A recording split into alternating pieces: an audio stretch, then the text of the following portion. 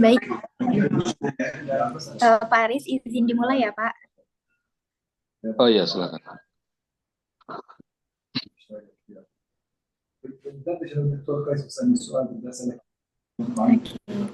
Baik, teman-teman semuanya, mungkin bisa mencari tempat yang aman karena kita sebentar lagi akan memulai acara webinar kita. Oke, Bismillahirrahmanirrahim. Assalamualaikum warahmatullahi wabarakatuh. Waalaikumsalam warahmatullahi wabarakatuh. Waalaikumsalam warahmatullahi wabarakatuh. Warahmatullahi wabarakatuh. Oke, selamat siang buat teman-teman yang berada di Yordania, juga selamat sore bagi teman-teman yang sedang berada di Indonesia. Saya ucapkan selamat datang kepada semua hadirin pada acara webinar keilmuan pada kali ini. Perkenalkan, nama saya Rahma Maulidia Syahida selaku Master of Ceremony pada acara webinar kali ini. Alhamdulillah, puji dan syukur kehadirat Tuhan Yang Maha Esa yang telah memberikan kita kesempatan untuk berkumpul bersama-sama, juga belajar bersama-sama di webinar kali ini. Sebelumnya, saya ucapkan terima kasih banyak kepada Pak Aris yang udah bergabung di tengah-tengah kita semuanya, yang akan menjadi pembicara nantinya. Terima kasih banyak Pak Aris.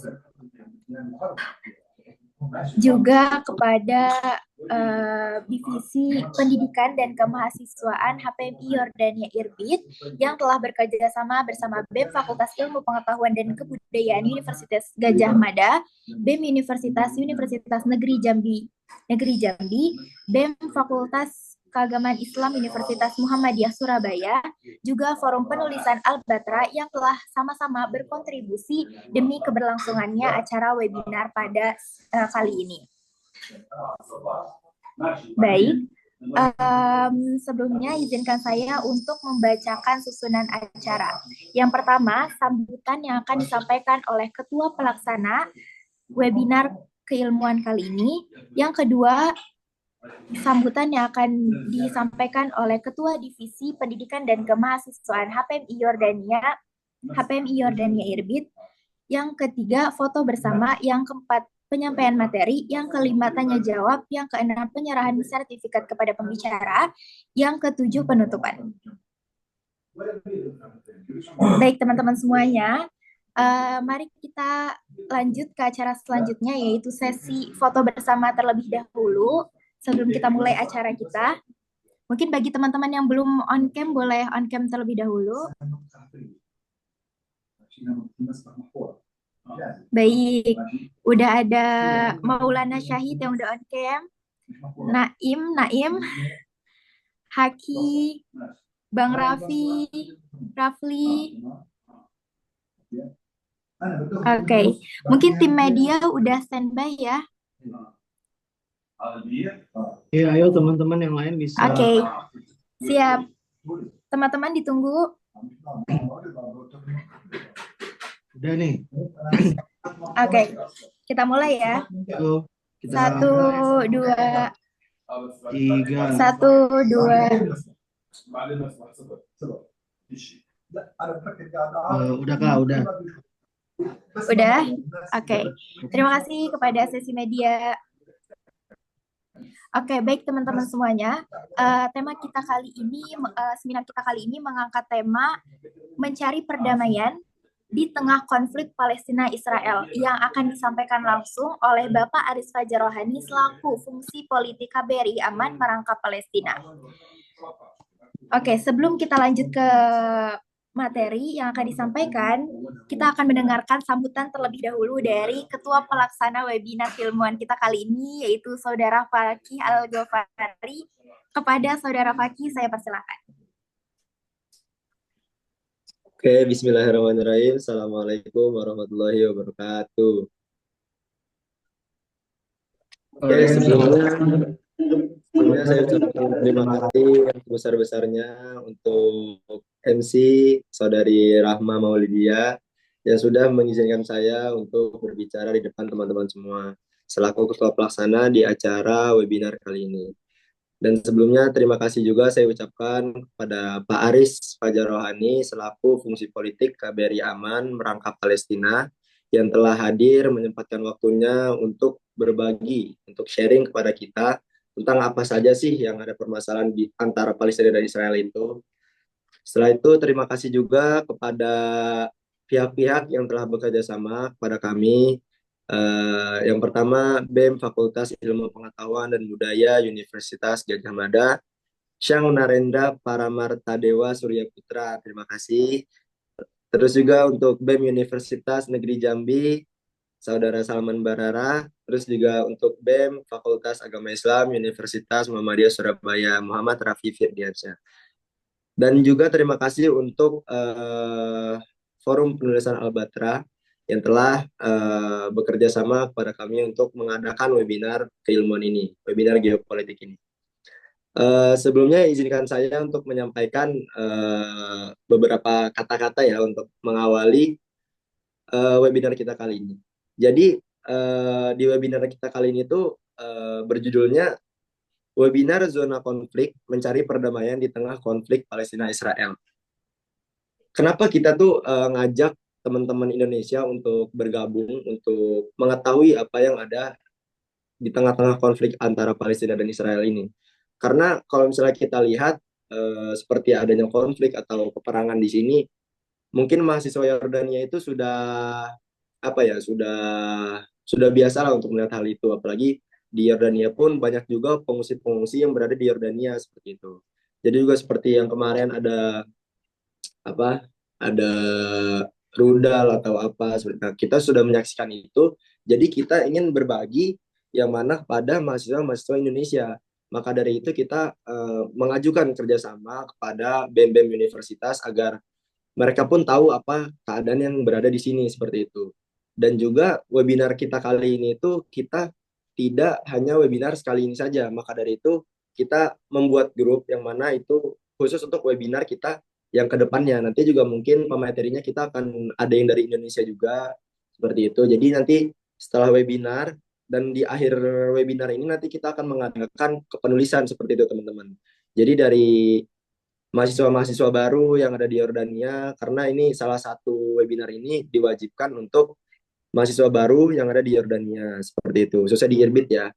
Karena ketika webinar ini sudah selesai, insya Allah kita akan mengadakan lomba kepenulisan untuk mahasiswa baru, untuk umum sebenarnya, cuma dikhususkan lebih untuk mahasiswa baru, seperti itu. Dan ketika tulisan ini sudah jadi semua, insya Allah kita akan membentukkan yang mana tulisan-tulisan ini menjadi suatu tulisan di bentuk majalah, semacam buku. Jadi kita membentuknya sebagai majalah seperti itu. Dan insya Allah majalah-majalah ini akan kita sebarkan di Indonesia seperti itu.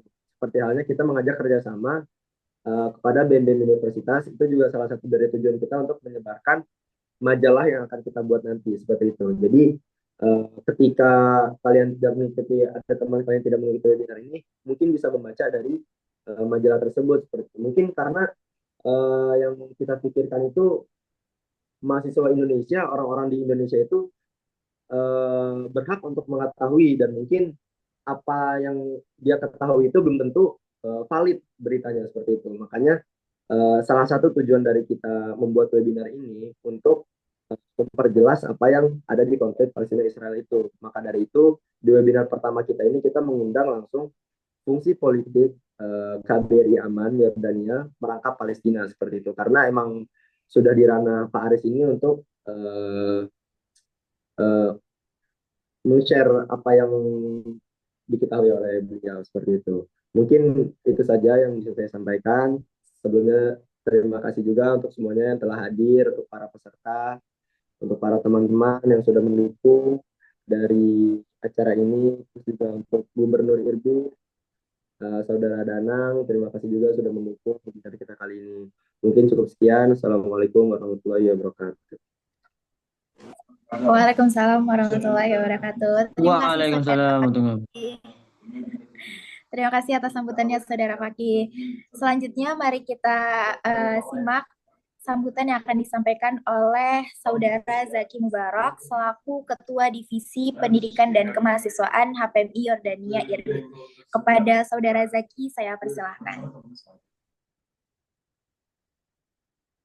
Assalamualaikum warahmatullahi wabarakatuh. Waalaikumsalam warahmatullahi wabarakatuh. Waalaikumsalam. Waalaikumsalam warahmatullahi wabarakatuh. Eh, Alhamdulillah, Alhamdulillah alamin. Eh, untuk pertama-tama, marilah kita panjatkan puja dan puji syukur kita kehadirat Allah Subhanahu wa Ta'ala, yang atas karenanya kita dapat berkumpul bersua muka, bersua suara di Zoom meeting di hari Jumat yang insya Allah diberkahinya ini. Salawat dan salam tidak lupa pula kita ucapkan kepada Nabi besar kita Muhammad Sallallahu Alaihi Wasallam, telah membawa umat Islam dari zaman kezaliman menuju ke zaman yang penuh dengan cahaya iman.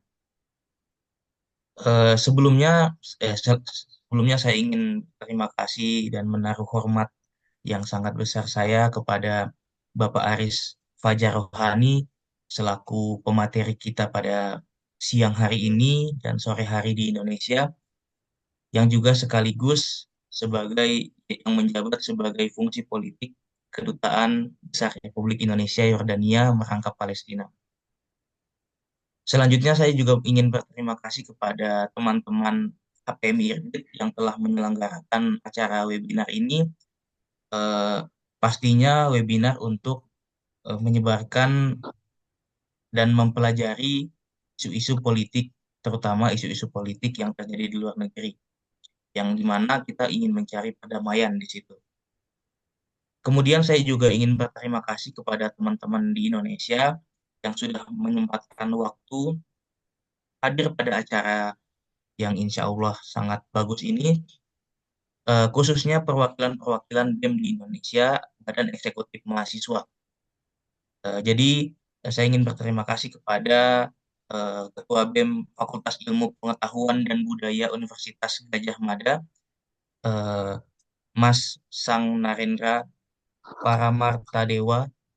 Kemudian saya juga ingin berterima kasih kepada perwakilan BEM selaku Ketua BEM Universitas Negeri Jambi, yaitu Mas Salman Barara.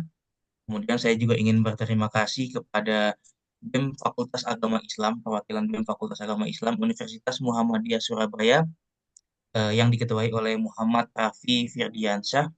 Dan juga saya ingin berterima kasih sebesar-besarnya kepada forum yang telah ikut berkontribusi juga, forum penulisan Al-Batra.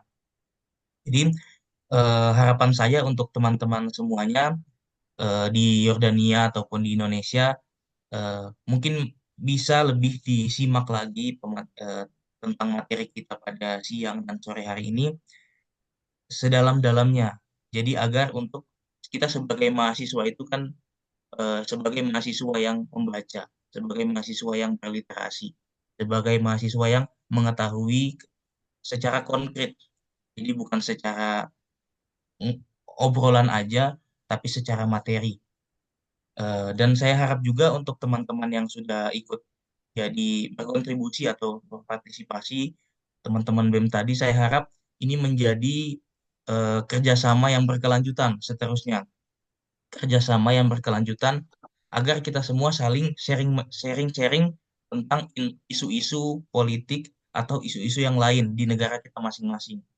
Pastinya kita semua sama-sama mahasiswa, sama-sama pelajar, sama-sama ingin mengetahui lebih banyak lagi. Jadi saya harap marilah kita sama-sama menjalin silaturahmi ini.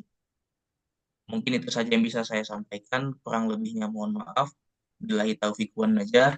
Wassalamualaikum warahmatullahi wabarakatuh. Waalaikumsalam warahmatullahi Waalaikumsalam wabarakatuh. warahmatullahi. Terima kasih banyak Saudara Zaki atas sambutannya. Baik teman-teman semuanya, kita akan beranjak ke acara yang udah kita tunggu-tunggu banget. Dan untuk memimpin sesi penyampaian materi dan juga tanya jawab, saya akan menyerahkan kepada moderator yaitu Saudara Imad. Kepada Saudara Imad, saya persilahkan. Baik, terima kasih MC atas waktunya. Izin saya ambil alih. Perkenalkan, nama saya Imad Hibatullah, mahasiswa Yarmouk University. Di sini saya bertugas sebagai moderator yang akan membersamai teman-teman semua dalam webinar kali ini dengan tema mencari perdamaian di konflik Palestina dan Israel. Salam sejahtera. Tentu kita sama-sama tahu konflik yang melanda saudara kita di Palestina. Saudara sesama agama dan puncaknya saudara sesama manusia. Beratus diskusi, beribu antipati, berjuta demonstrasi yang setiap harinya terus disuarakan, namun tak membuahkan hasil apapun. Yang terjadi justru konflik di Palestina semakin menjadi-jadi. Tepat tanggal 5 November 2024, Amerika telah melaksanakan pesta demonstrasi pemilihan presiden. Donald Trump keluar sebagai pemenangnya. Apakah kemenangan Donald Trump akan membawa angin segar bagi Palestina? Justru sebaliknya, dia akan melahirkan kejutan-kejutan yang justru lebih mencekam. Apakah ada hadiah yang layak bagi masyarakat Palestina selain kata sabar dan ikhlas? Hari ini kita kedatangan pemateri Bapak Aris Fajar Rohani.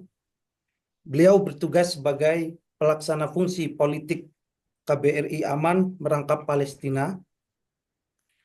Perlu diketahui beliau lulusan S1 UGM, dan di sini juga ada teman-teman dari UGM, mungkin nanti bisa berinteraksi lah dengan alumni. Oke, tanpa berpanjang lebar lagi, kepada pemateri saya persilakan Bapak Aris untuk menyampaikan materinya. Baik, suara saya bisa didengar ya? Bisa, Pak? Baik, terima kasih. Assalamualaikum warahmatullahi wabarakatuh. Teman-teman mahasiswa semuanya, baik yang ada di Jordania maupun yang ada di Indonesia. Saya pertama-tama terima kasih atas kesempatannya kita bisa berdiskusi pada kesempatan siang hari ini, diskusi pemikiran, dan saya berharap nanti kita bisa produktif dan bisa menghasilkan hal-hal yang bisa kita jadikan insight wawasan untuk dalam rangka menyikapi konflik Palestina dan Israel ini.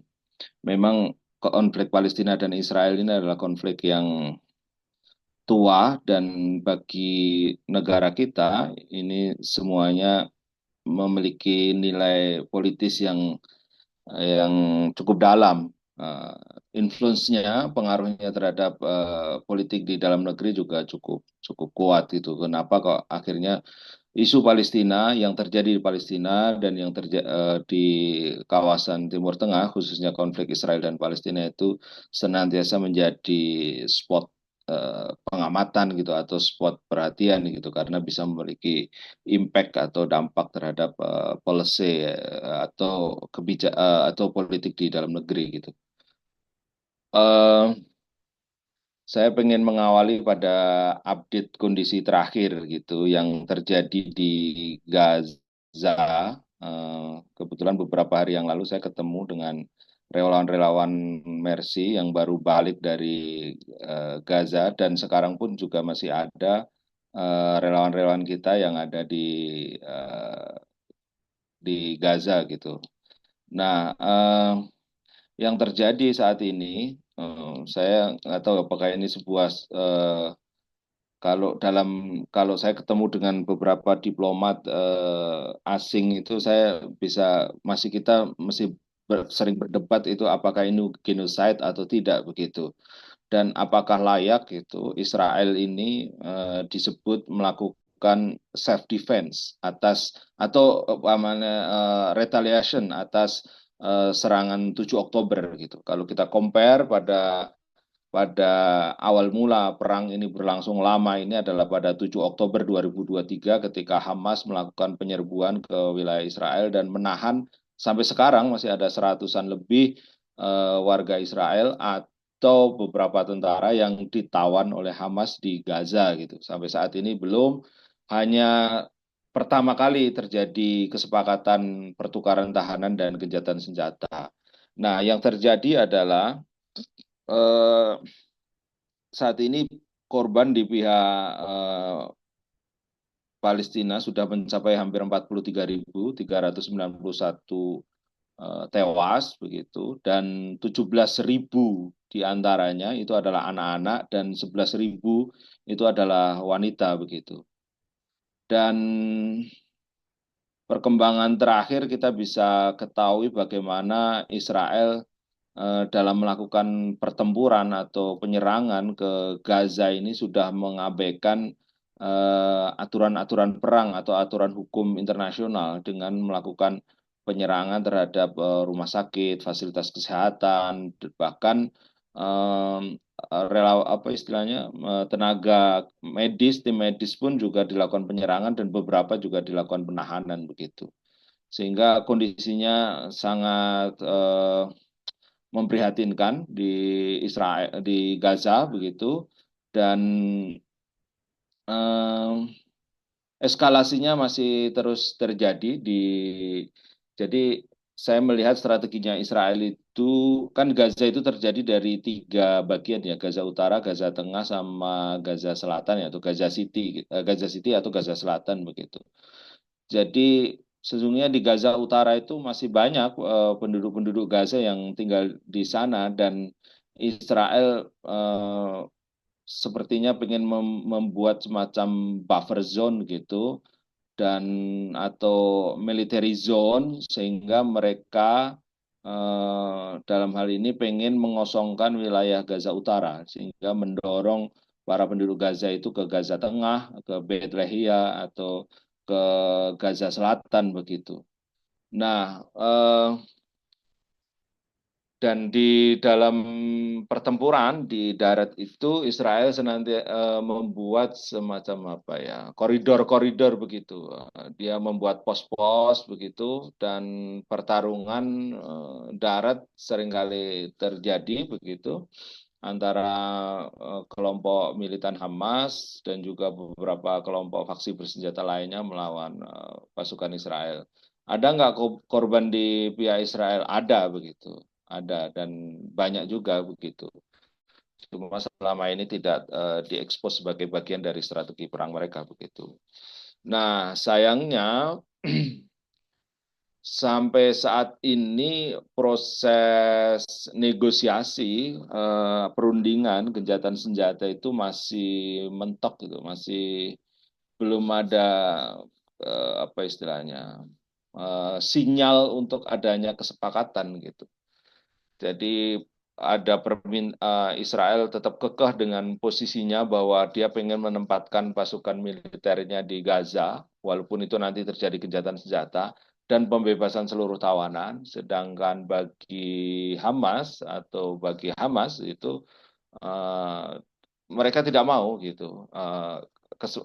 Opsinya adalah pelepasan tahanan 100 semuanya, cuma Israel harus menarik diri dari Gaza sepenuhnya, gitu, pasukan militernya. Dan sampai saat ini proses negosiasi dimediasi oleh Amerika, Mesir, Qatar itu belum ada titik temu begitu. Nah, tragisnya lagi konflik ini semakin meluas ke Libanon begitu. Nah, apa yang terjadi di Lebanon Selatan itu pertarungannya lebih sengit ya, karena di sana ada deployment pasukan perdamaian PBB UNIFIL yang negara kita berpartisipasi, pasukan TNI kita ada di sana, bahkan tapi beberapa kali memang terjadi pertempuran, dan bahkan beberapa pos penjagaan pasukan perdamaian PBB sempat diserang juga oleh Israel begitu. Tapi tipologi pola serangan Israel itu juga masih sama, dia mengandalkan serangan rudal dan serangan udara, dan kalau terjadi pertempuran occupation darat atau pertempuran darat itu sesungguhnya banyak juga memakan korban. Catatan saya terakhir di pertempuran di Lebanon Selatan sampai dengan 28 Oktober kemarin itu di pihak Israel sudah sekitar berapa ya, 60 tentara mereka meninggal dan 14 diantaranya levelnya perwira begitu. Sehingga Eh, dan perlawanan dari Hizbullah sebagai sayap militer perlawanan Lebanon juga masih cukup kuat gitu dengan backupan dari Iran. Serangan-serangan rudal, serangan-serangan misil, rudal balistik dari Hizbullah, drone juga gitu. Mereka memiliki kapasitas untuk melakukan serangan ke Israel dan akhir-akhir ini memang bahkan beberapa serangan dari Hizbullah maupun dari Gaza, dari Hamas itu berhasil menembus sistem pertahanan udara Israel dan menimbulkan cukup kerusakan dan beberapa korban jiwa begitu. Nah, itulah kondisi terakhir secara technically apa yang terjadi di Gaza dan yang di Lebanon gitu. Nah, dalam pandangan saya sesungguhnya, kenapa konflik ini kok terlalu berlarut-larut dan panjang begitu? Sampai kalau sebelum-sebelumnya ketika perang itu kan ya paling 21 bulan, yang terakhir kan 3 bulan itu, yang tahun 2016 beberapa itu. Nah, saya menganalisa memang ada persoalan di internal, baik itu internal Israel maupun di internal Palestina sendiri. Di internal Israel, pasca kemenangan Netanyahu, itu memang pemerintahan Israel itu dikuasai atau didominasi oleh kelompok sayap kanan gitu yang memang secara pemikiran dan ideologinya adalah occupation gitu atau perluasan wilayah begitu. Kita dan narasi-narasi agama dalam yang seringkali mereka lontarkan gitu. Kita bisa analisa ketika umpamanya sebelum serangan 7 Oktober gitu terjadi penyerbuan ke Masjidil Aqsa oleh kelompok sayap kanan sekitar 400-an orang dan itu provokatif sekali gitu sehingga itu sempat akhirnya mendapat kecaman baik itu dari negara kawasan maupun dari Hamas sendiri gitu. Baru seminggu kemudian meletuslah serangan yang dilakukan oleh Hamas ke Israel begitu. Nah, dengan konstelasi politik internal Israel yang seperti itu, memang akhirnya polisi-polisi kebijakan luar negerinya sangat keras gitu dan sangat ekstrim kanan begitu, yang dia tidak bisa menerima atau bernegosiasi bahkan terakhir kalau kita bisa lihat narasi dari Ben Gvir begitu dengan menunjukkan peta termasuk Jordania bagian dari wilayah mereka yang akhirnya menimbulkan ketegangan juga dengan negara-negara kawasan lain begitu. Nah, persoalan yang sama juga terjadi di internal pemerintahan Palestina begitu. Pemerintahan Palestina ini kalau kita bicara pada sisi sebagai sebuah pemerintahan begitu, saat ini banyak dikuasai terpecah menjadi dua yang ada di tepi barat dan ada di Gaza. Tepi barat itu dikuasai oleh faksi Fatah dan Gaza itu dikuasai oleh faksi Hamas dan sampai saat ini hampir tidak ada apa istilahnya belum berhasil unifikasi atau penyatuan dari faksi-faksi di Palestina gitu. Bahkan kita ketahui di kemarin usaha China untuk memfasilitasi 14 faksi itu juga sampai saat ini belum ada apa istilahnya belum ada ini titik temu gitu. Maksudnya sebelum ada langkah real apa yang konsepnya seperti apa penyatuan itu begitu. Nah, kalau bagi kami para diplomat ini jadi semacam agak agak pelik begitu. Jadi kalau terus terang kalau pemerintah Indonesia begitu secara resminya kita mengakui pemerintah. Mas hampir MD. Dikucilkan selama era Republik Halo, Mandiri selama Yang ketiga, ramat ya? kabarnya lagi halo, halo. Silakan Pak, lanjut. Oh ya, oke, sorry. Ada intercept ya, bener nggak itu? Aman nggak nih kita? Secure nggak ini? Hah? Kita kira Aman ada. Pak, insya Allah. Aman ya? Oke, jadi sampai saat ini juga belum berhasil begitu. Jadi kalau bagi kami para diplomat, pemerintahan Indonesia kan mengakui pemerintahan otoritas Palestina ya, yang dalam hal ini secara internasional di bawah Presiden Mahmud Abbas gitu. Dan PM-nya kemarin terakhir saya lupa ya, PM-nya baru aja ganti itu, saya lupa. Nah, Mustafa, Prime Minister Mustafa. Nah, persoalannya di Gaza ini kan dikuasai oleh Hamas begitu, dan mereka punya ini sendiri, struktur sendiri gitu.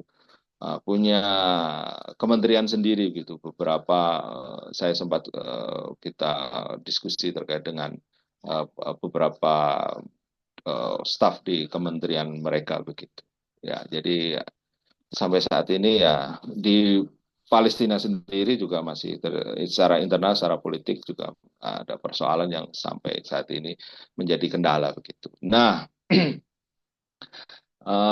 persoalannya lagi adalah kondisi ini diperparah oleh secara geopolitik ya. Secara geopolitik juga kurang begitu menguntungkan. Gitu. Di kawasan ini kita bisa rasakan terbelahan secara geopolitik antara Iran dan Arab Saudi dan kawan-kawan begitu, sehingga hal itu menjadikan apa, dan ditambah lagi adalah faksi apa, peran Amerika di kawasan ini cukup kuat begitu melalui pangkalan-pangkalan militernya, secara politik juga sangat berpengaruh begitu.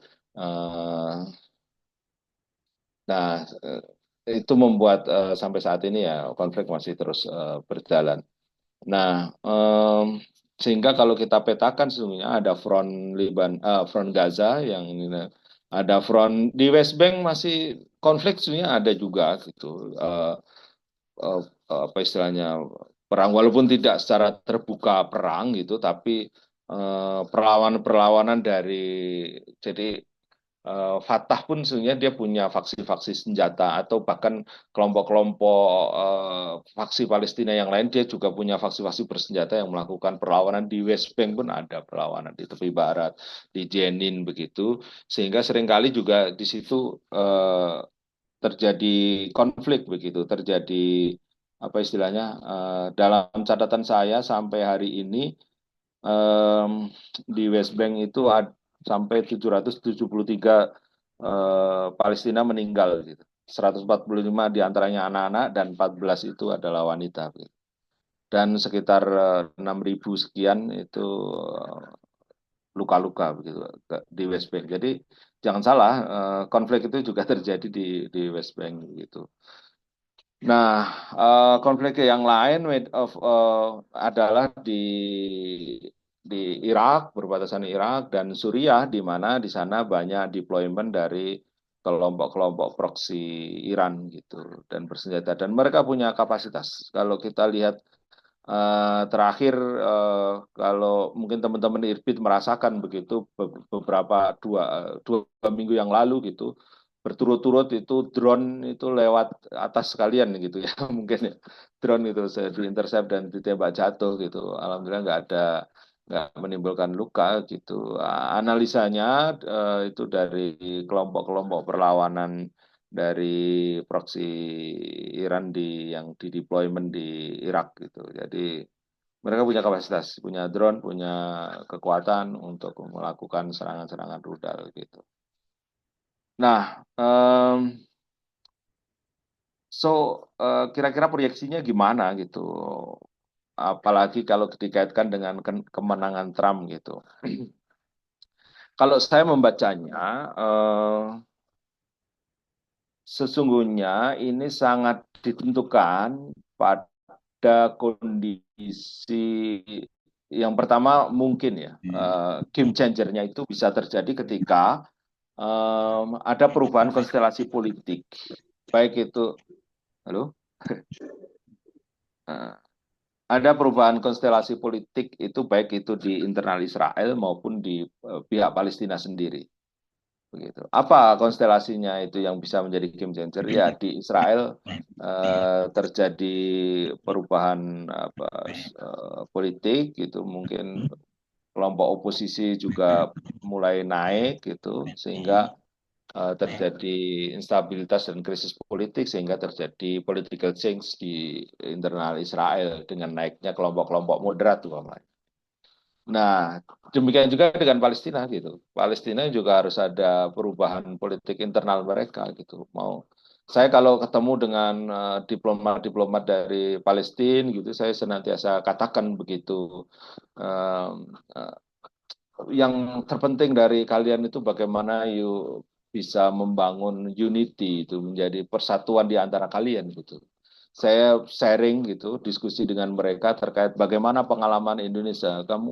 Kamu tahu itu Indonesia itu dijajah 350 tahun gitu. Dan perlawanan gagal terus gitu. Dan akhirnya kita bisa berhasil pada tahun 1945 mendeklarasikan kemerdekaan itu ketika ada persatuan begitu, dan kami diawali dengan Sumpah Pemuda begitu, dan saya sampaikan itu kepada diplomat-diplomat itu begitu, sehingga memang ini menjadi penting juga pesan ini disampaikan kepada teman-teman di Palestina gitu. Saya nggak tahu teman-teman mahasiswa di sini membangun jejaring nggak dengan mahasiswa Palestina gitu. Maka sampaikan pesan ini bahwasanya ya kalau mau melakukan perlawanan dengan lebih hebat itu ya harus dengan persatuan begitu. Ada yang main di sisi diplomasinya, tapi ada yang main di sisi militerinya gitu. Nah, persoalannya di Palestina itu nggak ngonek gitu antara permainan di diplomasinya maupun di militerinya begitu. Katakanlah umpamanya Presiden Mahmud Abbas membangun kesepakatan gencatan senjata, nggak bisa, dia nggak punya daya kendali terhadap sayap militer Hamas begitu. Nah, itulah yang yang terjadi begitu. Saya senantiasa kalau ketemu dengan diplomat-diplomat Palestina, saya sampaikan ya, yuk akan susah sulit gitu ketika tidak ada unity di antara kalian. Gitu. Nah, yang mungkin yang bisa juga menjadi game changer ini, yang menarik tadi juga disebutkan oleh moderator adalah terkait Amerika begitu. Suka atau tidak suka, peran Amerika itu cukup signifikan gitu dalam konflik ini gitu. Kemarin ada salah seorang diaspora Indonesia yang dia bekerja di NGO di PBB gitu, dan masuk ke Gaza dalam rangka melakukan vaksinasi polio begitu. Beliau bercerita dengan detail gitu, Aris. Sesungguhnya program ini by order Amerika begitu, dan ketika kita di dalam safe gitu karena memang pressure dari Amerika ketika kegiatan itu dilakukan tidak boleh ada serangan, dan itu real terjadi begitu. Kalau kita melakukan kegiatan di sisi ini dalam sehari itu nggak ada serangan sama sekali, baik itu serangan darat maupun serangan udara. Tapi begitu kita moving ke tempat yang lain, dan ini di sini bisa jadi serangan lagi gitu. Artinya ini sinyal betapa sesungguhnya Amerika memiliki power juga begitu. Nah, itulah yang kalau berkaca pada ya realitasnya sekarang Amerika presidennya sebentar lagi Donald Trump gitu, dan ya kalau saya ya berpikir positif saja gitu karena uh, uh, kita sudah bisa menilai bagaimana kemarin Amerika Joe Biden dan Kamala Harris ketika membangun policy memberikan dukungan. Jadi saya kalau ketemu dengan diplomat-diplomat dari negara-negara termasuk juga dari Amerika, itu saya sampaikan begitu. This is apakah ini self defense gitu dengan membunuh 140 lebih gitu. Terus yang kedua saya katakan bagaimana ini tuh support kalian luar biasa gitu terkait dengan bantuan persenjataan, anggaran luar biasa. Gitu. Nah, itulah realitasnya, sehingga maka yang harus dilakukan Indonesia itu sikap kebijakannya, garis line policy luar negerinya sudah sangat jelas gitu, dalam konflik Palestina itu. mendukung sepenuhnya kemerdekaan Palestina dalam kerangka two-state solution, karena itu juga amanah dari konstitusi kita untuk berpartisipasi aktif terhadap perdamaian dunia dan menghapuskan penjajahan di atas muka bumi. Gitu. Maka yang pertama adalah upaya-upaya diplomasi. Saya pikir Presiden kita Pak Prabowo Subianto cukup progresif dalam hal ini, dalam kasus Palestina ini. Bahkan ketika sebelum jadi presiden, ya, ide-idenya brilian, ide-idenya baru, segar begitu, sehingga itu merupakan terobosan-terobosan yang bisa dilakukan oleh pemerintah kita gitu, dalam sisi diplomasi. Diplomasi kemanusiaan, saya pikir kita juga terus sebagai sebuah upaya apa istilahnya mendorong gitu, bahkan bukan hanya dilakukan oleh pemerintah, tapi juga oleh lembaga-lembaga kemanusiaan kita luar biasa begitu. Sampai kita punya simbol Rumah Sakit Indonesia di Gaza Utara, walaupun saat ini kondisinya memprihatinkan begitu. Um, Kemarin terakhir laporannya adalah sudah diserang, kita kan itu lantai 4 kalau nggak salah ya. Yang di lantai atas itu sudah diserang oleh Israel gitu, sehingga beroperasinya sangat minor sekali dan hanya ada satu dokter yang melayani dengan sekian ratus pasien gitu. Nah, kita berharap kondisinya segera membaik, gencatan senjata atau minimal deeskalasi bisa dilakukan, terutama kita lihat ini, saya berharap upaya Amerika ini, karena kemarin janjinya adalah bagaimana menjamin bantuan kemanusiaan itu bisa masuk ke Gaza. Karena terakhir ketika saya diskusi dengan NGO di sini yang memfasilitasi pengiriman bantuan ke Gaza, itu hampir 1 bulan gitu truk itu ditahan tidak boleh masuk oleh pihak Israel itu. Nah itulah yang realitas-realitas yang terjadi. Maka bagaimana peran kita sebagai sebuah bangsa, sebagai sebuah negara, saya pikir pemerintah kira sudah cukup progresif membantu dan mendorong. Baik itu melalui dukungan bilateral maupun melalui mekanisme multilateral begitu.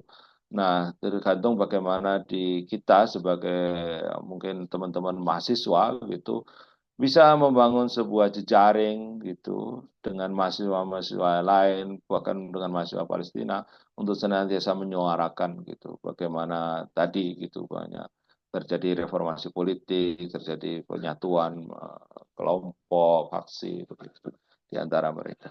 Mungkin itu yang saya sampaikan. Mungkin nanti kita banyak diskusi saja. Terima kasih. Saya kembalikan kepada moderator.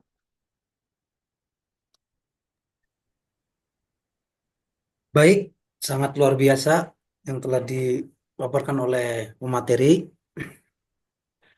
Langsung saja saya buka sesi tanya jawab.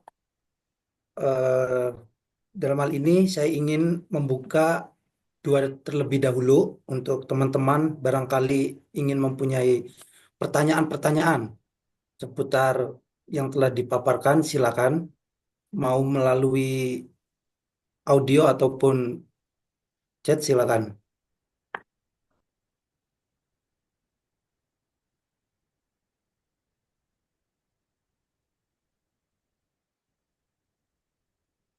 Ayo, Baik, ada? Kalau silakan. nggak ada, Ada tidak? Mungkin bisa dikhususkan dulu pertanyaannya untuk para mahasiswa yang di Indonesia ya. Dari BEM-BEM fakultas mungkin ada pertanyaan. Baik, silakan dari teman-teman yang berada di Indonesia barangkali ingin bertanya.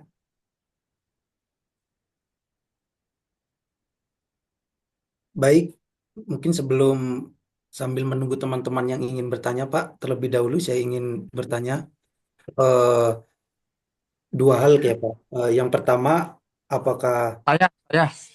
oh gimana?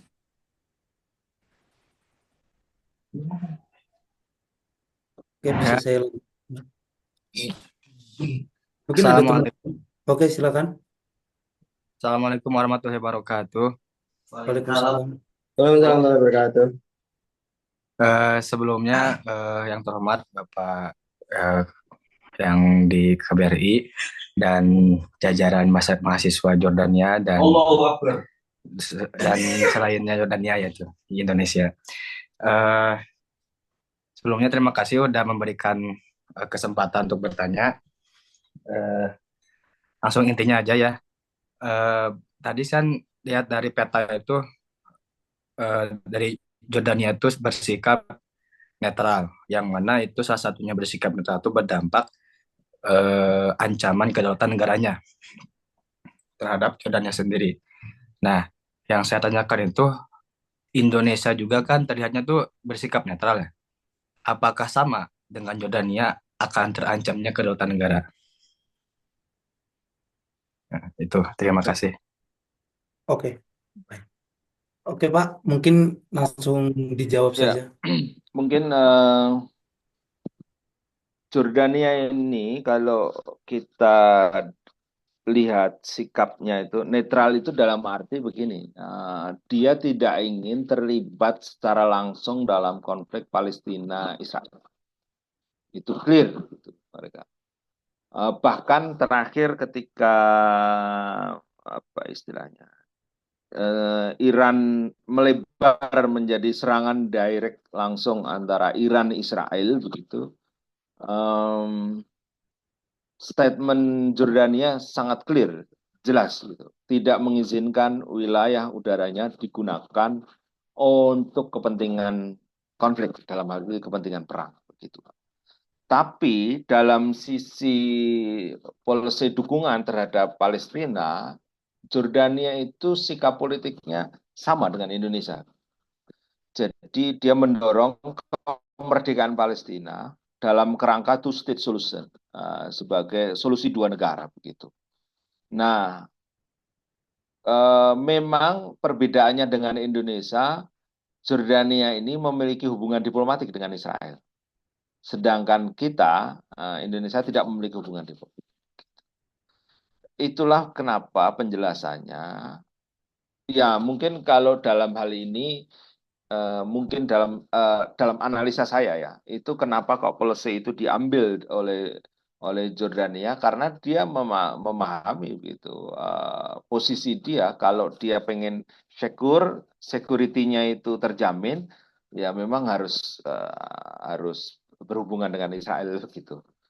Nah, dan itulah kenapa penjelasannya Jordania ini memiliki bukan ya memiliki tempat khusus atau memiliki akses yang kuat untuk menyalurkan beroperasi secara kemanusiaan di Gaza.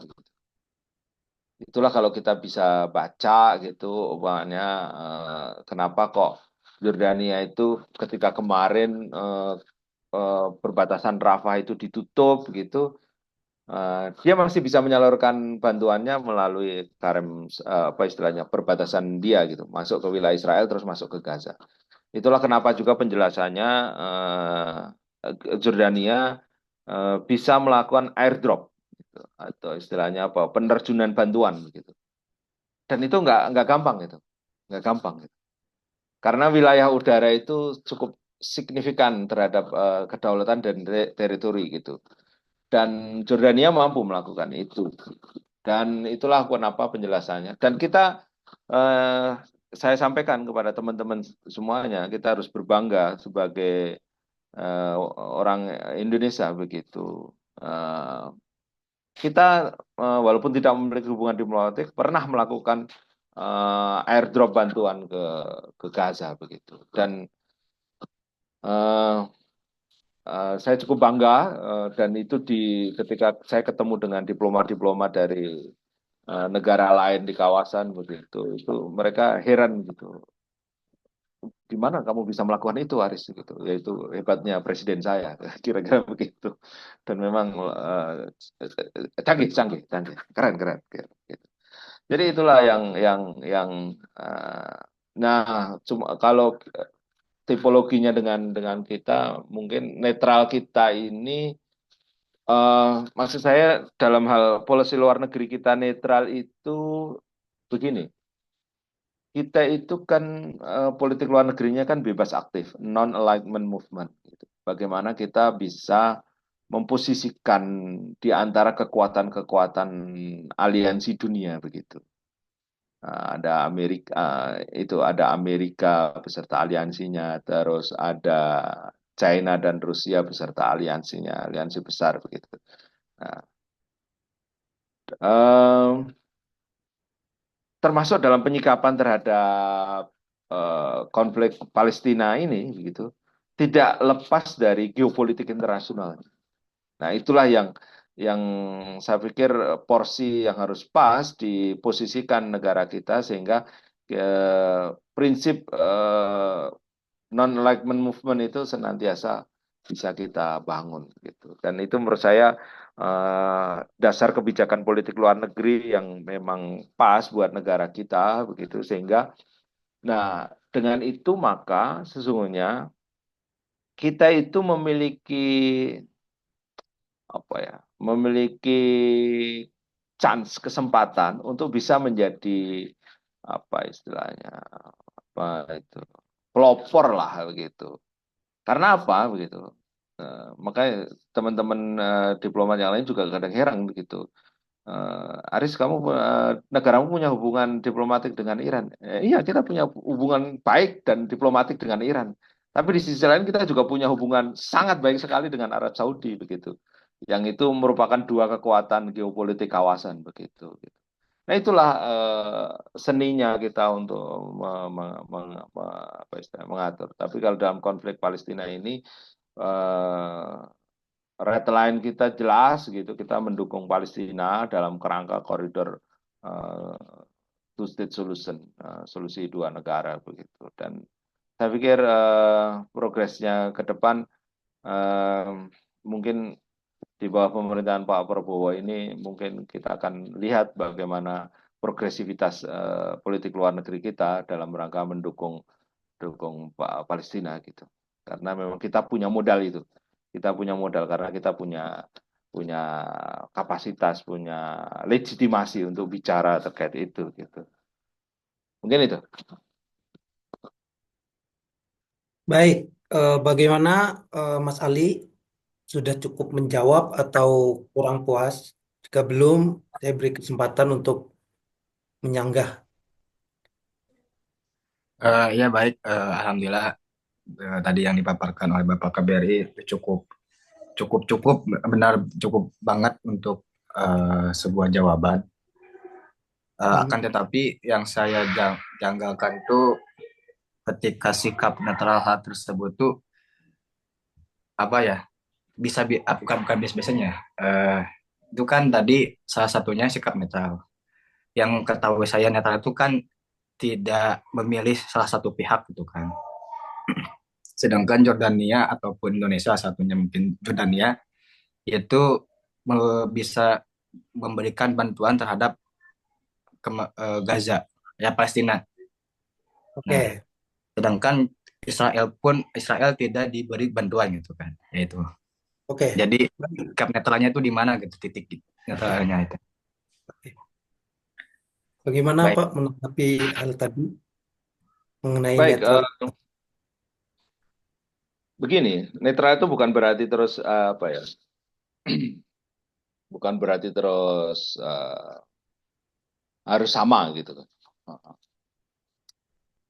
Tidak gitu. Jadi kalau dalam konteks netral bagi Jordania itu adalah red line-nya, garis merahnya adalah dia tidak mau terlibat langsung dalam konflik gitu.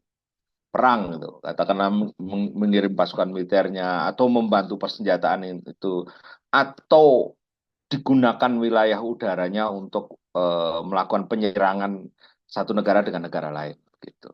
Nah, itu posisi netral gitu. Nah,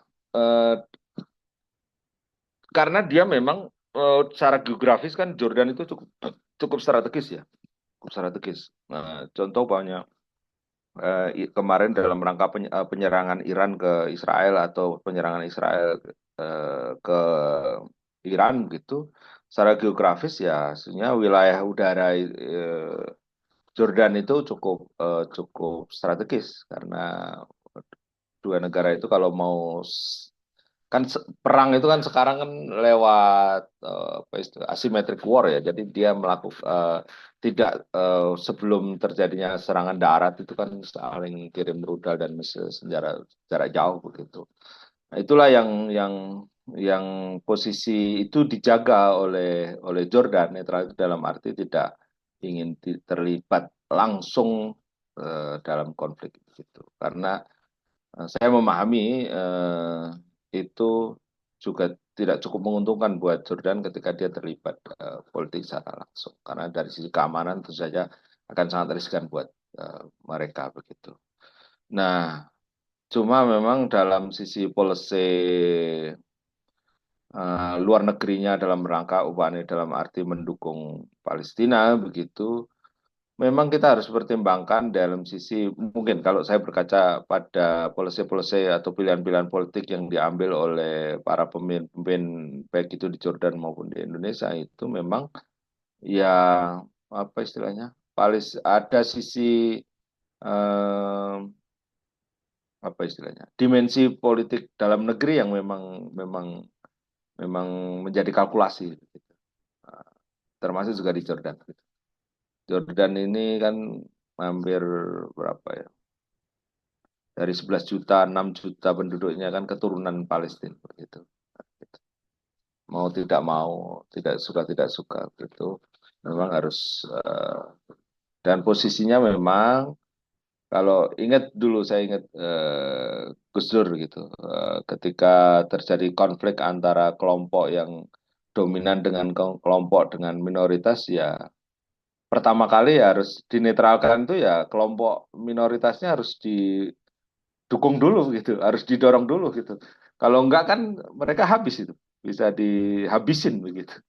Iya kan? Kalau umpamanya posisi netral itu kita bantu Palestina, tapi kita juga bantu Israel, habislah itu Palestina itu nanti.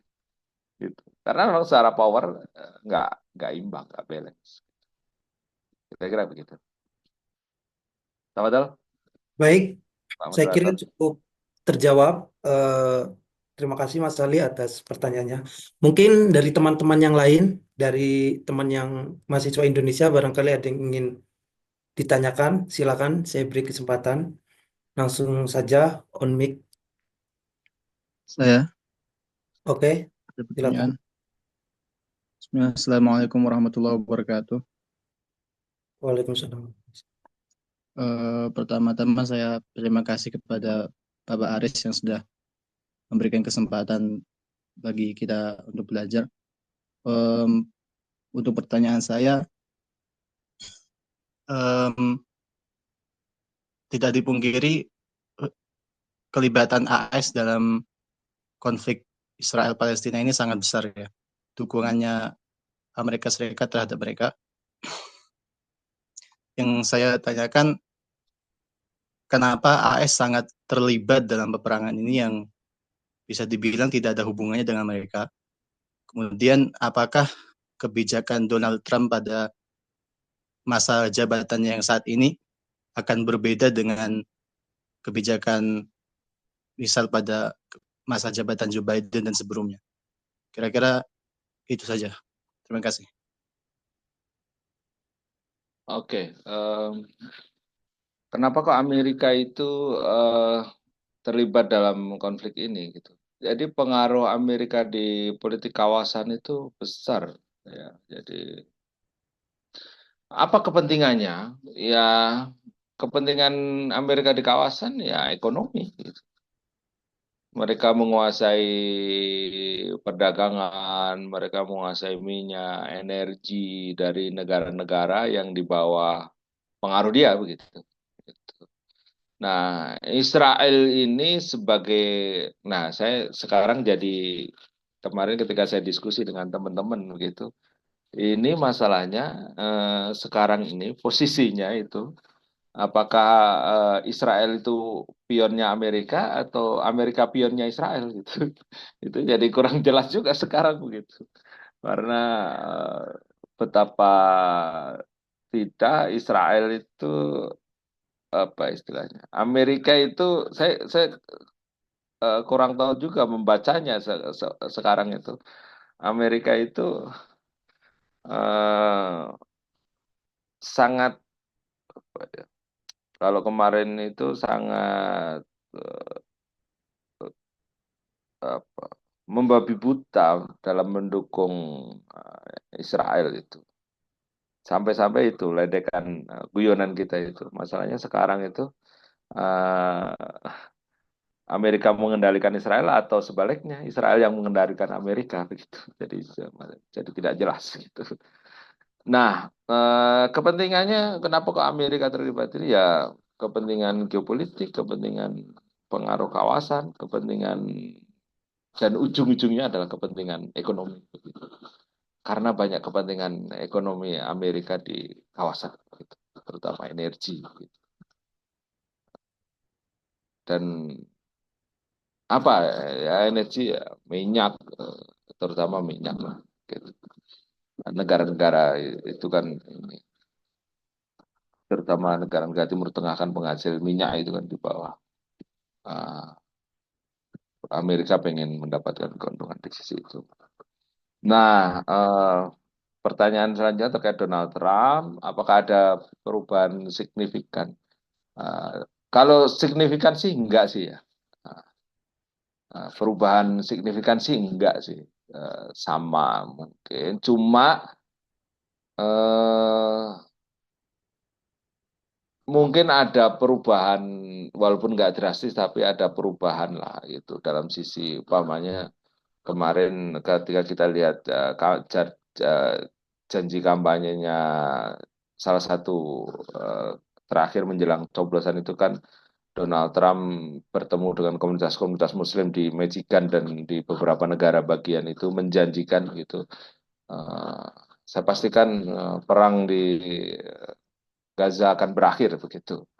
Cuma kan tidak ada penjelasan selanjutnya begitu. Berakhirnya itu bagaimana gitu. Ya nanti kita lihat saja. Tapi dari sisi itu kan kalau saya lihat tipologinya leadershipnya atau kepemimpinan Donald Trump itu kan dia berangkat dari pengusaha, bukan dari politisi yang licin begitu maksud saya. Biasanya kalau pengusaha itu panggung depan dengan panggung belakang itu mirip-mirip lah. Kalau terjadi deviasi nggak terlalu beda banget itu. Beda kan kalau politisi itu. Politisi kan panggung depan sama panggung belakang bisa 180 derajat itu bisa berubah gitu. Tapi kalau Donald Trump ya dia akan menghentikan ya kita berharap memang panggung depan dan panggung belakangnya sama dan nanti kita lihat saja polisi-polisinya ke depan begitu. Ya, yang paling gampang indikasinya itu ketika nanti dia dilantik dan berkuasa itu bagaimana umpamanya terkait dengan bantuan ke ya yang paling cepat bisa kita nilai itu adalah bagaimana kemampuan dia, kapasitas dia untuk menekan Israel supaya bantuan kemanusiaan itu bisa masuk ke Gaza. Nah, itu indikator itu. Kalau dia bisa bisa melakukan itu kayaknya akan ada perubahan begitu. Karena kemarin ketika saya diskusi dengan teman-teman Mercy yang di sana itu, di Gaza itu masih ada kegiatan-kegiatan ekonomi, transaksi ekonomi masih ada. Cuma kata mereka barangnya mahalnya minta ampun begitu. Nah, kalau bantuan masuk begitu, harga itu turun gitu karena bantuan itu kan dibagikan secara gratis gitu. Dan itu menurunkan harga gitu.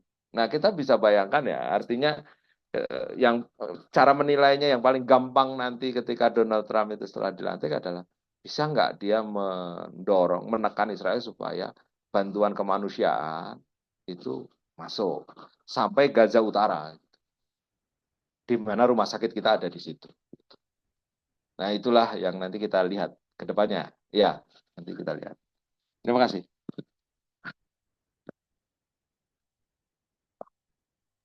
Baik, Mas Rifat, bagaimana? Apa ada sanggahan atau cukup puas dengan jawabannya? Menurut saya sudah cukup jelas dan terima kasih atas penjelasannya, Pak Aris. Mungkin. Oke, sama. Terima kasih juga, luar biasa pertanyaannya. Mungkin saya buka lagi satu pertanyaan lagi atau penanya. Barangkali teman-teman ingin bertanya, silakan. Izin Langsung bertanya. saja open. Tes, Oke, tes. silakan. Silakan, Mas Farhan. Yang terhormat Bapak KBRI Yordania, izin bertanya Bapak. Nama saya Restu Hasan Permadi dari Universitas Gadjah Mada. Tadi Bapak menyampaikan bahwa salah satu upaya yang akan berdampak besar dalam proses kemerdekaan Palestina adalah dengan bersatunya kekuatan-kekuatan internal seperti Hamas, Fatah, dan kelompok pemerintah Palestina. Saya memiliki dua pertanyaan Bapak. Pertanyaan saya yang pertama adalah, hal apa yang mencegah mereka untuk bersatu? Apakah perbedaan kepentingan atau hal yang lain? Yang kedua, apakah mereka dapat disatukan oleh kekuatan eksternal? Terima kasih, Bapak. Ya, em, saya mengawali menjawabnya begini ya. Terus terang saya belum pernah ketemu secara langsung dengan dari pihak dari pihak Hamas ya. Saya beberapa kali ketemu diplomat-diplomat dari pemerintah otoritas Palestina. Dalam hal ini memang di bawah faksi Fatah begitu. Nah, sesungguhnya peluang mereka untuk bersatu itu ada gitu. Terakhir saya udah agak lama, sekitar 4 bulan yang lalu ketika saya ketemu dengan salah satu diplomat senior di kedutaan Palestina di sini. Saya katakan ke mereka gitu, dan notabene kan mereka dari faksi Hamas ya, dari faksi Fatah ya gitu. Temanku gitu, saya bilang, brother, negara saya mau ngirim bantuan ini ke tempatmu gitu. Sekian sekian sekian nilainya sekian gitu, dan terutama ditujukan ke Gaza begitu. Mereka tanda kutip langsung meluruskan pernyataan saya, Aris, jangan dikatakan itu bantuan untuk Gaza gitu. Tolong katakan bantuan itu untuk Palestina. Oh yes yes yes, you are correct, ini untuk Palestina gitu, bukan untuk Gaza gitu. Artinya sebenarnya peluang-peluang untuk bersatu itu bisa. Nah, persoalannya kenapa kok mereka itu kurang, sampai sekarang belum ada titik titik temu dalam ini. Ya memang terjadi perbedaan saja dalam sisi metode perjuangan begitu. Eh, saya sendiri sampai saat ini tidak bisa menangkap sesungguhnya ruh atau pemikiran-pemikiran yang berkembang di teman-teman yang berada di faksi Hamas terutama ya. Karena saya belum, terus terang saya belum pernah komunikasi atau ketemu dengan mereka. Tapi kalau dari teman-teman faksi Fatah begitu yang memang secara garis politiknya mereka itu ini, sebenarnya peluang chance untuk mereka bersatu itu ada begitu. Nah, itulah sesungguhnya juga bisa dilakukan oleh kita-kita gitu dari negara-negara Islam gitu. Bagaimana juga mendorong penyatuan dari mereka itu. Dan apakah kesempatan itu bisa itu dilakukan gitu. Nah, yang nanti kita lihat perkembangannya pasca Beijing, piagam Beijing begitu, 14 faksi itu teknisnya akan seperti apa begitu. Nanti kita akan lihat progresnya. Saya pikir dengan kita senantiasa mendorong mereka, menarasikan, men-share pengalaman kita, dan saya berharap antum-antum semuanya yang ada di Jordania itu juga berjejaring dengan teman-teman dari Palestina itu sampaikan juga begitu bagaimana pengalaman kita begitu. Saya merasa ketemu itu dan saya sampaikan gitu. Kita itu 350 tahun dijajah gitu dan kita akhirnya merdeka itu setelah memang ada Sumpah Pemuda gitu yang baru saja kita peringati kemarin gitu. Dan ketika peringatan kemarin saya juga sempat sampaikan pesan Sumpah Pemuda itu ke teman-teman di Palestina gitu. Nah, itu insya Allah teman-teman semuanya dan saya pikir eh, pesan-pesan itu yang perlu kita sampaikan ke teman-teman Palestina. Mungkin itu. Baik, bagaimana untuk Mas Farhan? Apakah sudah puas atau masih ingin menyangga lagi? Saya beri kesempatan, silakan. Mungkin sudah cukup, Mas. Terima kasih kesempatannya. Baik, terima kasih atas pertanyaannya yang sangat luar biasa. Baik, berhubung waktu kita sudah sangat mepet, saya ingin sebelum diakhiri, saya punya pertanyaan dan sekaligus untuk menutup pada webinar kali ini. Pak Haris, pertanyaan dari saya termasuk orang yang sangat mempermasalahkan istilah ya Pak. Yang selama ini kan istilah yang selalu digaungkan itu kan Free Palestine, yang mungkin makna Indonesianya itu kebebasan atau kemerdekaan untuk Palestina. Sedangkan salah satu syarat kemerdekaan itu kan mengusir penjajah. Artinya dengan kemerdekaan Palestina juga secara tidak langsung banyak orang menginginkan Israel benar-benar keluar dari wilayah yang dulunya Palestina. Gitu. Artinya di situ bagaimana nasib Israel itu sendiri. Kemudian yang lebih tepat dari istilah yang nanti bisa mempengaruhi dari aksi-aksi masyarakat luas, itu lebih tepat perdamaian Palestina atau kemerdekaan Palestina. Mungkin itu, Pak. Ya, kalau kita kembali kepada teori gitu ya, sebuah negara itu kan unsurnya kan ada pemerintahan, ada wilayah dan ada rakyatnya gitu kan. Gitu. Nah, pemerintahnya sudah ada, gitu. Walaupun pecah gitu, maksudnya dari dua gitu. Wilayahnya ada saat ini gitu. Kalau kita bicara wilayah Israel itu kan yang walaupun senantiasa di occupation itu kan ada gitu, yang diakui secara internasional gitu. Gaza itu kan kalau kita bicara ya itu wilayah Palestina atau mungkin di West Bank beberapa wilayahnya ya, di Ramallah gitu dan itu kan wilayah Palestina, wilayah Palestina. Wilayahnya ada, gitu. Rakyatnya ada gitu. Nah, yang menjadi persoalan itu kan adalah bahwa Israel itu realitasnya dia ada. Realitasnya dia saat ini secara internasional juga diakui sebagai sebuah nah masalahnya itu juga terjadi. Pernah saya tanyakan begitu ke salah seorang di diplomat begitu. Palestina begitu. Mereka bertanya gitu. Aris itu kalau nanti kita usir kalau kamu berperang dulu melawan Belanda dan Jepang begitu, kamu usir mereka, mereka kembali itu ke negara mereka gitu. Kalau Belanda ya kembali ke negaranya, kalau Jepang ya kembali ke negara. Kalau Israel mau kembali ke mana ya Aris gitu. Oh, saya bingung juga jawabnya gitu. Oh, nah, eh, makanya dalam sikap politik kita kan two state solution, solusi dua negara.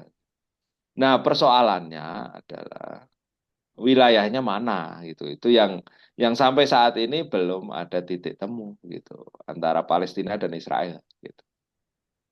Bahwa realitasnya ada nggak wilayah Palestina? Ada nggak wilayah Israel? Ada gitu. Nah, tinggal solusi dua negara itu wilayah Palestina itu yang mana gitu. Itu yang sampai saat ini belum ada titik temu gitu. Apakah pasca sebelum 4 berapa 46 atau setelah 56 itu kan debatable. Sampai saat ini belum ada titik temu.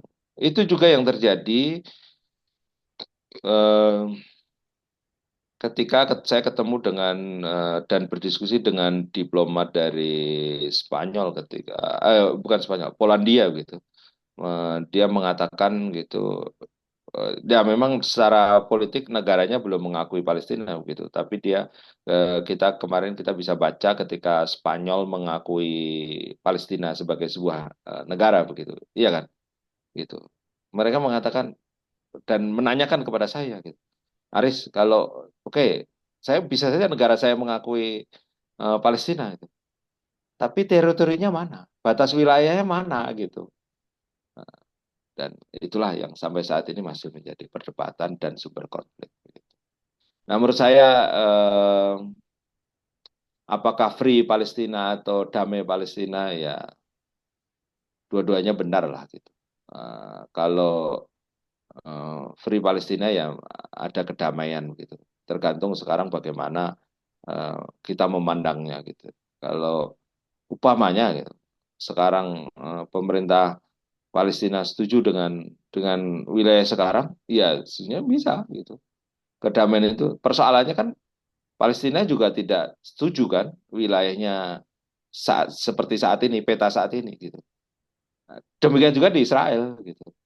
Israel itu wilayahnya ya dia kan saat ini dikuasai oleh kelompok sayap kanan yang pengennya wilayahnya ya termasuk juga seluruh Yerusalem itu dan apa West Bank itu wilayah dia gitu. Nah itu kan eh, nggak bisa juga. Nah makanya salah satu menjadi persoalan tadi adalah memang di kedua politik internal baik itu Israel maupun Palestina memang ada persoalan itu tadi yang masih eh, terpecah begitu. Itu kira-kira.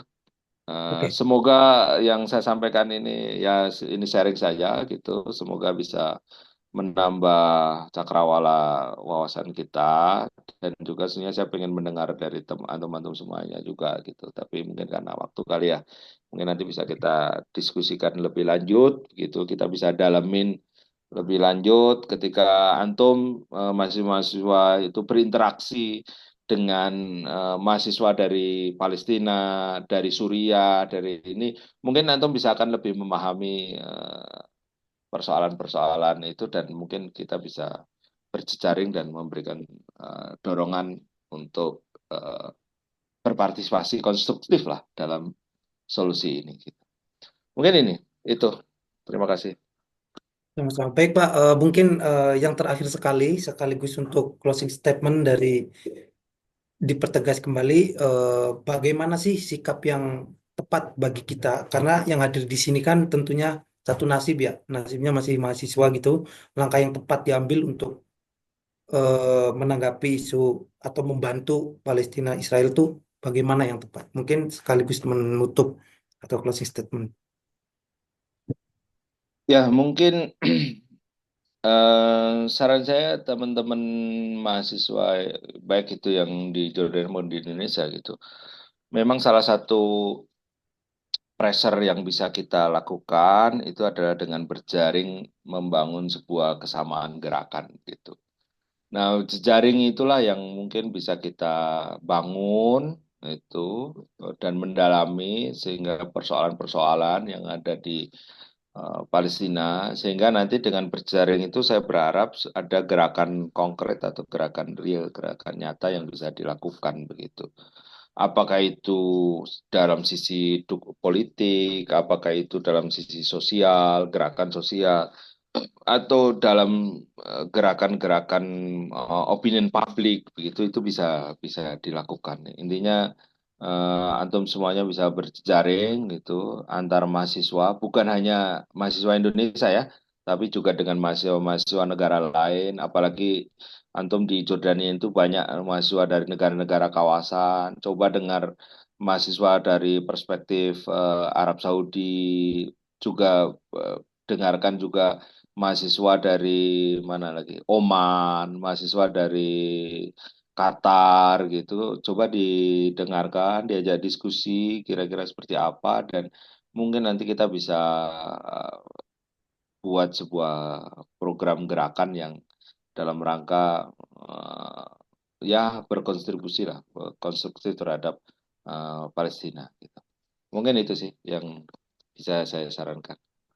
Oke, baik. Terima kasih Pak Aris atas penyampaiannya yang sangat luar biasa dan tadi menjadi akhir dari selesainya webinar kita kali ini.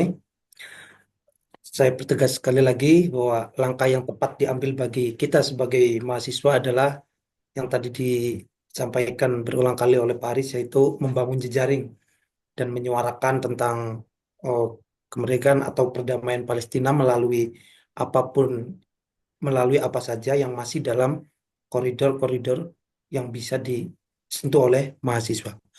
Dan ini menjadi akhir dari webinar kita kali ini dan saya selaku moderator pamit undur diri dan terima kasih banyak kepada teman-teman yang sudah bergabung, tentunya khususnya mahasiswa-mahasiswa Indo.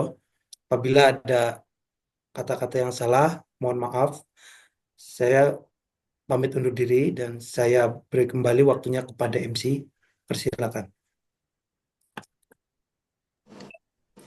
Baik, terima kasih banyak Saudara Imad.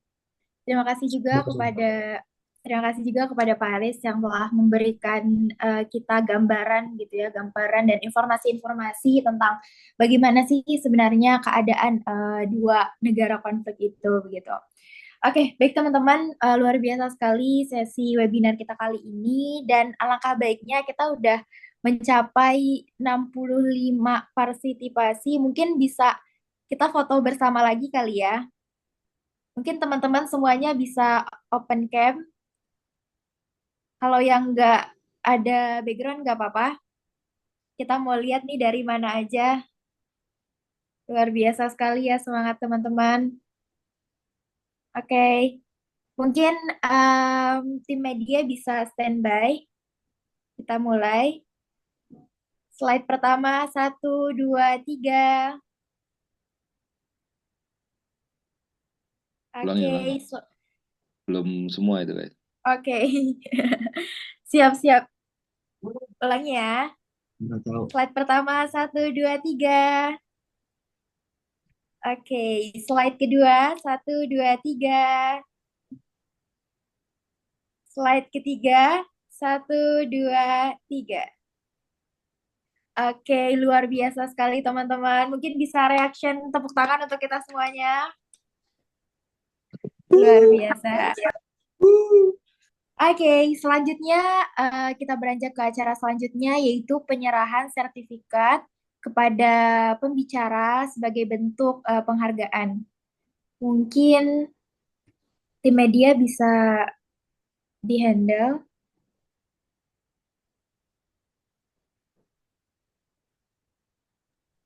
Gimana? Baik. Virtual gitu? Atau Sebentar. gimana? Iya, virtual, Pak. Siap. Mohon maaf Pak Aris, mungkin untuk saat ini secara virtual kita penghargaan untuk secara sertifikat aja. Insya Allah nanti kita akan ketemu langsung dengan Pak Aris. Kita menjadwalkan waktu untuk memberikan plakat Insya Allah. Nanti pas minggu depan saya ke Irbit nanti. Oh, Bisa mantap berarti Pak. Nanti Yes. kita ketemu di Irbit berarti Pak ya. Oke, sambil ngopi ya. Oke. Kita sambil ngeband Pak, ngeband. Oh gitu, boleh. Oke. Terima Mungkin kasih. bisa Oke, sesi sukses. dokumentasi Pak Aris. Mungkin media udah di foto. Baik, 3, 2, 1. 3, 2, 1. Oke, sudah. Oke, terima kasih.